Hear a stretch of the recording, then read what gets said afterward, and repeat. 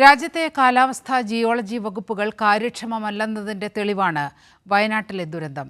കേന്ദ്ര കാലാവസ്ഥാ വകുപ്പ് നൽകുന്ന അലർട്ടുകളിലെ കൃത്യതയില്ലായ്മയിലേക്ക് വിരൽ ചൂണ്ടുന്നതാണ് IMD മേധാവിയുടെ പ്രസ്താവന.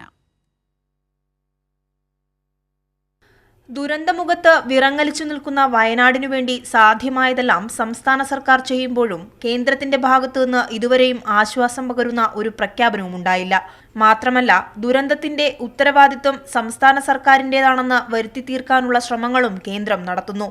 എന്നാൽ ആ വാദത്തെയെല്ലാം പൊളിക്കുകയാണ് IMD മേധാവി മൃത്യുഞ്ജയ് മൊഹാപത്രയുടെ മറുപടി. വയനാട്ടിൽ ഉരുൾപൊട്ടൽ ഉണ്ടാകുന്നതിന്റെ ഒരു സൂചന പോലും കാലാവസ്ഥാ ജിയോളജി വകുപ്പുകൾ നൽകിയിരുന്നില്ലെന്ന വസ്തുതയെ സാധൂകരിക്കുന്നതാണ് മൊഹാപത്രയുടെ പ്രതികരണം.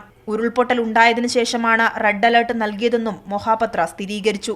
എന്നാൽ ദുരന്തമുണ്ടാകുന്നതിന് തലേന്ന് കാലാവസ്ഥാ വകുപ്പ് നൽകിയത് ഓറഞ്ച് അലർട്ടാണെന്നും അതിനർത്ഥം കരുതിയിരിക്കുക എന്നാണെന്നുമായിരുന്നു മൊഹാപത്രയുടെ ന്യായീകരണം.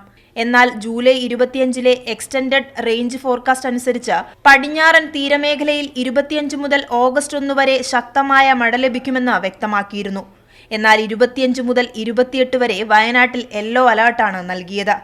20 സെന്റിമീറ്റർ മഴയുണ്ടാകുമെന്ന IMDയുടെ പ്രവചനവും തെറ്റി. 37.2 സെന്റിമീറ്റർ മഴയാണ് ലഭിച്ചത്.